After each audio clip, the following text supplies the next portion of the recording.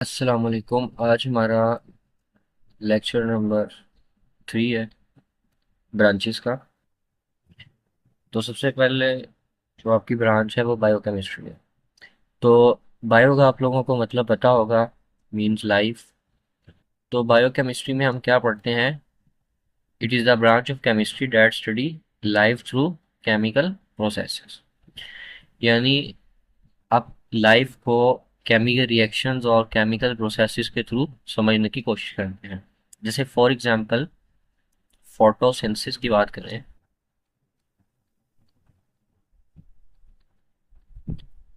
ये living organisms means plants के अंदर एक मेन रिएक्शन है जो कि कन्वर्ट करता है कार्बन डाइऑक्साइड प्लस वाटर को किसमें, ग्लूकोज में। तो लिविंग ऑर्गेनिजम्स के अंदर जितने भी केमिकल रिएक्शंस हैं वो सारे हम बायोकेमिस्ट्री में स्टडी करते हैं। It provides insight information about the structure and function of a molecule. किसी भी मॉलिक्यूल के स्ट्रक्चर और फंक्शन के बारे में आपको बताता है। लाइक प्रोटीन्स के बारे में बताता है, कार्बोहाइड्रेट्स के बारे में बताता है, लिपिड्स के बारे में बताता है एंड न्यूक्लिक एसिड्स के बारे में बताता है। नेक्स्ट चले तो आपके पास है न्यूक्लियर केमिस्ट्री।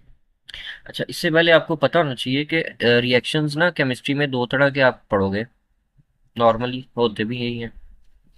कि एक वो रिएक्शन है जो हो रहे होते हैं ड्यू टू इलेक्ट्रॉन्स, जो आप नॉर्मल पढ़ते हो। जितने भी केमिस्ट्री के रिएक्शन है वो इलेक्ट्रॉन्स की वजह से हो रहे हैं। कहीं लूज ऑफ इलेक्ट्रॉन है, कहीं गेन ऑफ इलेक्ट्रॉन है, या कहीं शेयरिंग ऑफ इलेक्ट्रॉन्स है। तो जनरली जो केमिस्ट्री है वो रिवॉल्व करती है इलेक्ट्रॉन्स के ऊपर।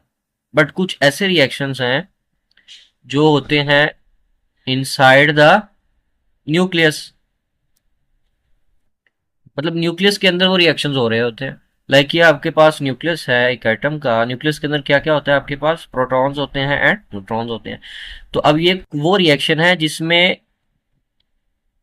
न्यूक्लियस जो है वो ब्रेक करता है और दो डिफरेंट न्यूक्लियस आपके पास जो है वो बना देता हूँ। इसमें इलेक्ट्रॉन्स का टेक पार्ट नहीं होता। ओके, हो गया। What is nuclear chemistry? It deals with the reactions in the nucleus of an atom. Next, पहला काम क्या है कि न्यूक्लियस ऑफ एटम के बारे में स्टडी करते हैं। दूसरा है न्यूक्लियर प्रोसेसेस, कि ये न्यूक्लियर प्रोसेस होता कैसे है। तीसरी बात करते हैं इसमें हम रेडियो एक्टिविटी की। रेडियो एक्टिविटी क्या है कि कुछ एलिमेंट्स होते हैं, जैसे फॉर एग्जांपल आपका ये एलिमेंट है, तो नेचुरली इनके अंदर से क्या निकल रही होती हैं? रेडिएशन निकल रही होती हैं। ठीक है, तो इसको हम कहते हैं कि उस एलिमेंट की क्या है? रेडियो एक्टिविटी है।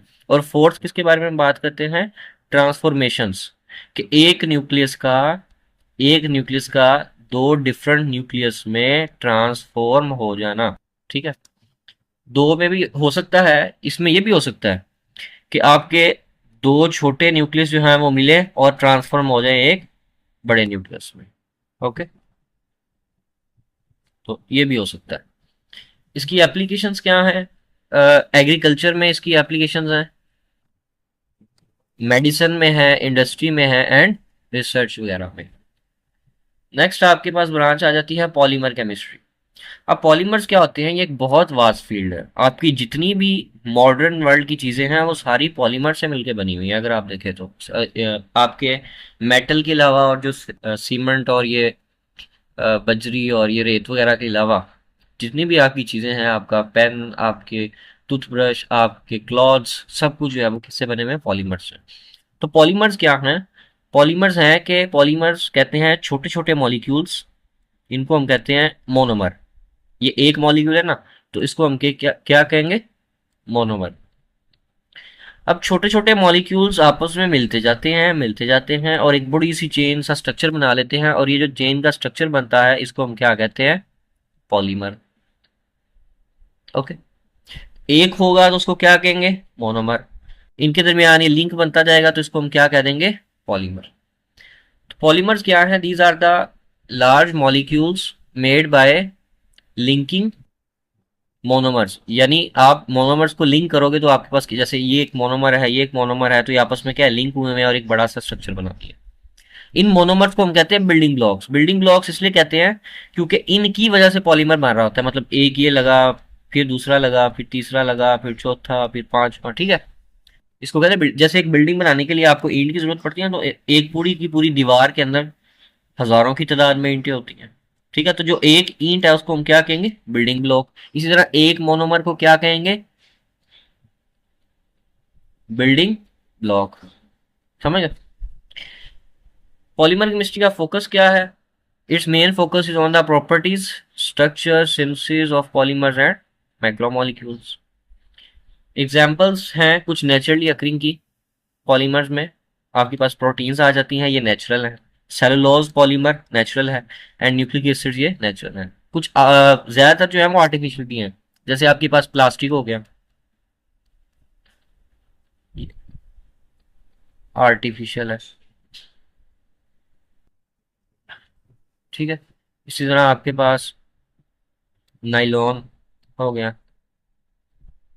ठीक है। बहुत सारी चीजें आपके पास जो है वो आर्टिफिशियल अब सिंथेसाइज होती हैं। तो यहाँ तक हमारा आज का लेक्चर था। उम्मीद है आपको समझ आया होगा। अल्लाह हाफिज।